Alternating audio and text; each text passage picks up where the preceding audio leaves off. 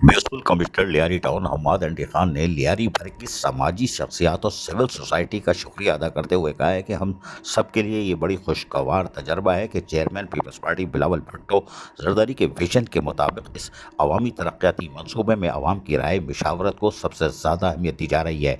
मुस्तकबिल में भी ऐसे अवामी खुली कचेरी का इनेकाद का सिलसिला जारी रखा जाएगा जिसमें लियारी से ताल्लुक़ रखने वाले समाजी शख्सियात, माहिर तालीम, अदीब, शोरा और माहरीन से मशावरत का अमल जारी है। ताहम मुंतखब नुमाइंदों और स्टेक होल्डर्स से को भी एतमाद में लिया जाएगा ताकि इस मनसूबे के समरात से हर शहरी बिला तफरीक मुस्तफ़ीद हो सके।